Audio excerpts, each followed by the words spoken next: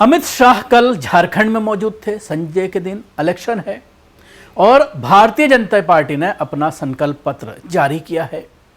इस संकल्प पत्र में बहुत सारे लुभावने वादे किए गए हैं, जिनको लेकर पिछले दिनों प्रधानमंत्री नरेंद्र मोदी कांग्रेस पर हमलावर थे कि वादे तो कर लिए जाते हैं लेकिन उनको पूरा नहीं किया जाता, लेकिन उन्हें याद नहीं है 2014 के वादे आज भी लोगों को याद हैं। 2 करोड़ नौकरियां, 15 लाख सबके अकाउंट में। लेकिन उसके बावजूद भारतीय जनता पार्टी ने झारखंड में वादों का पुटारा खोल दिया। इसके साथ साथ सबसे बड़ा मामला जो सामने आ रहा है झारखंड में कि वहां पर यूसीसी लागू करने की बात कही गई है अमित शाह के जरिए, और यह कहा गया है कि इससे जो है पिछड़ों को और आदिवासी समाज को अलग रखा जाएगा। यानी इस बिल को सिर्फ मुसलमानों के लिए लाया जाएगा। यूसीसी जो लागू किया जाएगा, यक्सा सिविल कोड जो लागू किया जाएगा, वो सिर्फ मुसलमानों के लिए होगा। बाकी जो अति पिछड़ी जातियां हैं या आदिवासी हैं उनको इस बिल से अलग रखा जाएगा। क्योंकि बार बार सवाल यही खड़ा होता है यूसीसी को लेकर, यही सवाल खड़ा होता है कि जब पूरे देश में आप यूसीसी लागू करने की बात करते हैं तो फिर तमाम मज़ाहिब के ऊपर आपको इसको लागू करना होगा।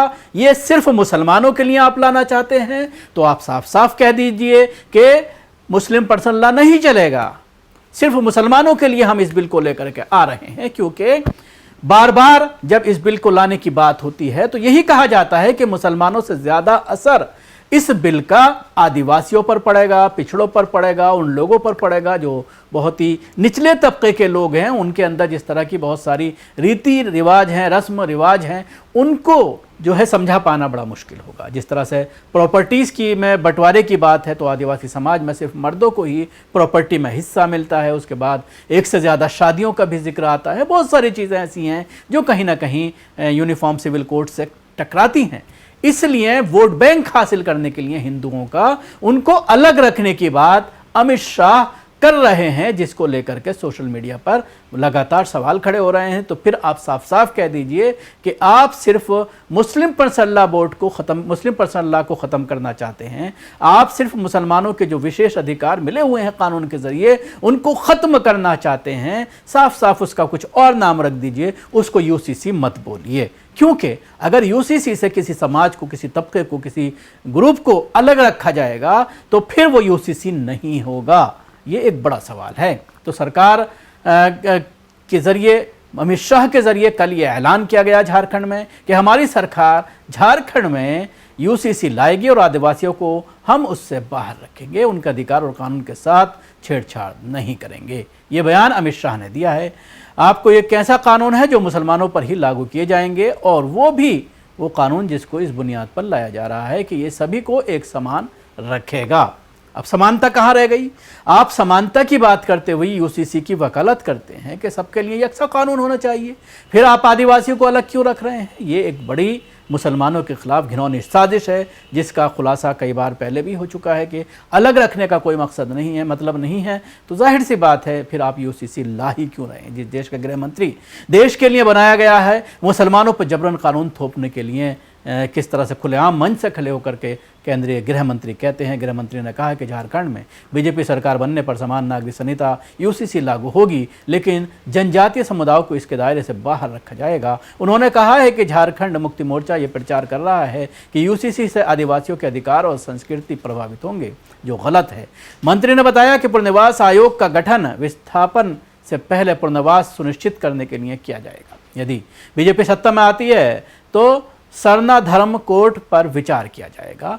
उन्होंने ऑपरेशन सुरक्षा की घोषणा की, जिसके तहत 2027 तक झारखंड में मानव तस्करी और अगले 2 वर्षों में नक्सलवाद को खत्म करने का वादा किया गया।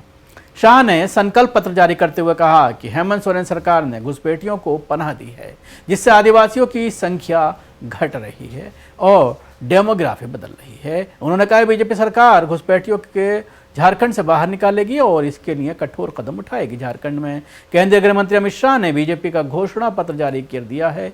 इससे संकल्प पत्र का नाम दिया गया है। इस मौके पर अमित शाह ने झारखंड सरकार पर जमकर हमला बोला। उन्होंने कहा है कि बीजेपी की सरकार बनने पर राज्य में 5 लाख लोगों के लिए रोजगार के नए अवसर पैदा किए जाएंगे। इसके साथ ही हेमंत सोरेन पर तंज कसते हुए कहा कि इसे हेमंत का वादा ना समझें, मैं खुद आकर इसका हिसाब दूंगा। बीजेपी ने हरियाणा में जीत के बाद अब झारखंड के लिए भी अपना संकल्प पत्र में महिलाओं और युवाओं के लिए विशेष योजनाएं लागू करने का वादा किया। उन्होंने साफ किया है कि झारखंड में यूसीसी आएगा, लेकिन आदिवासी समुदाय को इसके दायरे से बाहर रखा जाएगा। महिलाओं को हर माह 2100 रुपये और युवाओं को 2000 रुपये का भत्ता दिया जाएगा। अमित शाह ने घोषणा की है कि गोगो दीदी योजना के तहत झारखंड की महिलाओं के बैंक अकाउंट में हर महीने 2100 रुपये भेजे जाएंगे। दिवाली और रक्षाबंधन पर एक मुफ्त LPG सिलेंडर दिया जाएगा और परिवारों को 500 रुपये में गैस सिलेंडर मिलेगा। लक्ष्मी जोहार योजना के तहत भी गैस सिलेंडर 500 रुपये में मिलेगा। साथ ही साल में 2 सिलेंडर मुफ्त दिए जाएंगे। युवा साथी भत्ता योजना के तहत ग्रेजुएट और